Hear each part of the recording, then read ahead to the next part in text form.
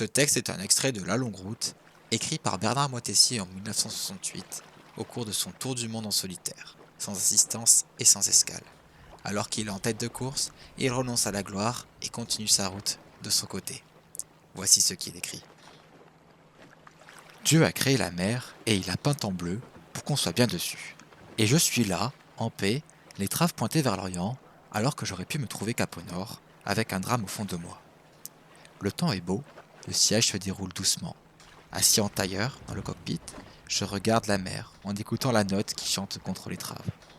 Et je vois une petite mouette posée sur mon genou.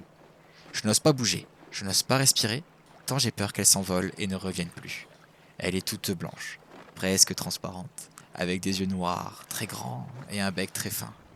Je ne l'avais pas vue venir, je n'avais même pas perçu le battement plus rapide de ses ailes lorsqu'elle s'est posée.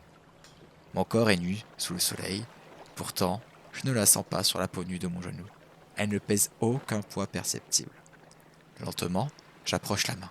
Elle me regarde en se lissant les plumes. J'approche encore la main. Elle cesse de lisser ses plumes et me regarde sans crainte. Et ses yeux semblent me parler. J'approche encore un peu la main et je commence à lui caresser doucement le dos, tout doucement, comme ça. Alors elle me parle.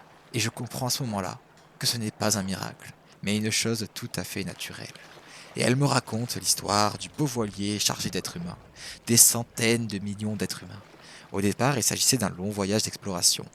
Ces hommes voulaient savoir d'où ils venaient, où ils allaient, mais ils ont complètement oublié pourquoi ils sont sur ce bateau. Alors peu à peu, ils ont engraissé. Ils sont devenus des passagers exigeants. La vie de la mer et du bateau ne les intéresse plus. Ce qui les intéresse, c'est leur petit confort. Et ils ont accepté de devenir médiocres. Et lorsqu'ils disent c'est la vie, ils acceptent de se résigner à la veulerie. Le capitaine s'est résigné lui aussi, parce qu'il a peur d'indisposer ses passagers environ de bord pour éviter les récifs inconnus qu'il perçoit du fond de son instinct. La visibilité baisse, le vent augmente. Le beau voilier continue au même cap. Le capitaine espère qu'un miracle se produira pour calmer la mer et permettre de virer de bord sans déranger personne. Le soleil est monté jusqu'à la méridienne. Il a passé la méridienne et je n'ai toujours pas bougé. Maintenant, ma mouette dort sur mon genou. Je la connais depuis longtemps.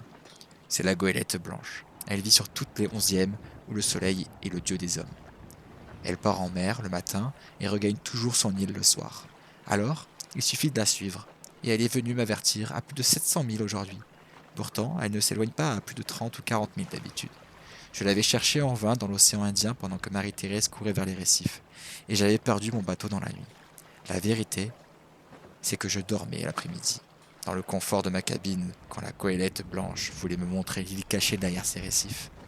Alors elle se réveille et me raconte encore le beau voilier, où bon nombre d'hommes sont restés des marins. Ceux-là ne portent pas de gants pour mieux sentir la vie des cordages et des voiles.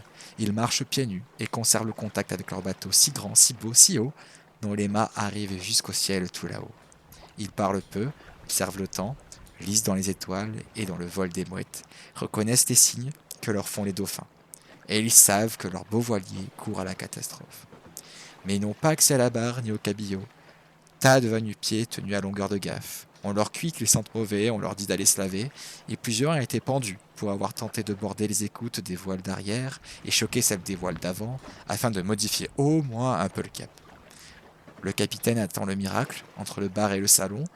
Il a raison de croire au miracle. Mais il a oublié qu'un miracle ne peut naître que si les hommes le créent eux-mêmes en y mettant leur propre substance. C'est un été prodigieux pour ces latitudes.